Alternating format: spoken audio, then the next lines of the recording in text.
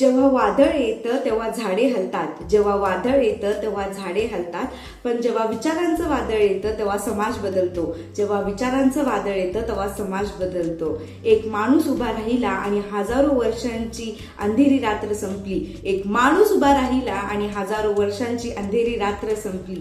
तो होता सूर्य, तो होता सूर्य. हा, त्या सूर्याचं नाव होतं महात्मा ज्योतिराव फुले.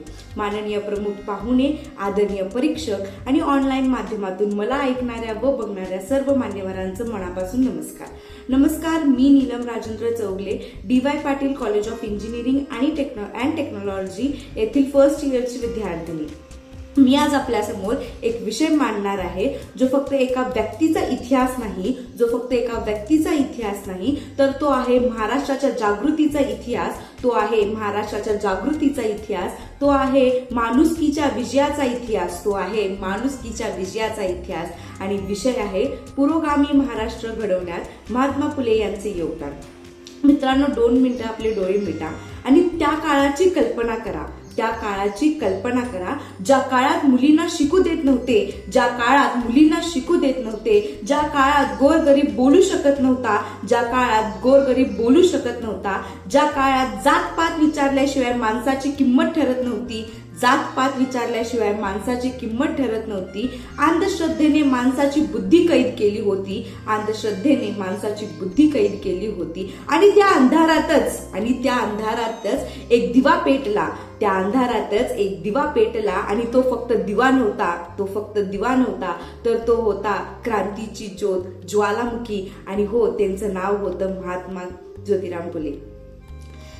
महाराष्ट्राला जर पुढे न्यायचं असेल तर पहिला समाजाला पुढे न्यायला हवं. हे सत्य ज्योतिराव फुले यांनी खूप आधी ओळखलं होतं. म्हणूनच त्यांनी तलवार उचलली नाही, त्यांनी पुस्तक उचललं, त्यांनी युद्ध केले नाही, त्यांनी ज्ञान दिलं, त्यांनी द्वेष पसरवला नाही, त्यांनी समानता पसरवली. सन 1748 रोजी मुलींसाठी पहिली महाराष्ट्रात शाळा सुरू करण्यात आली आणि ती शाळा चालू केल्यानंतर समाजाचा पूर्णपणे विरोध होता फुले यांना. त्यांच्यावर दगडफेक केली, चिखलफेक केला, त्यांचा भरपूर अपमान केला. पण मित्रांनो, विचारांवर दगडांचा परिणाम होत नाही. ज्योती यांनी शेतकऱ्यांसाठी सुद्धा आवाज उठवला. शेतकऱ्यांचा आसूड हे ग्रंथ लिहून त्या ग्रंथातून शेतकऱ्यांचे वेदना आणि जे काही कष्ट आहेत ते जगासमोर मांडले आणि शेतकऱ्यांना न्याय मिळवून दिला. आपण आज पुरोगामी महाराष्ट्र जे म्हणतो, पण पुरोगामी महाराष्ट्र म्हणजे काय नेमकं?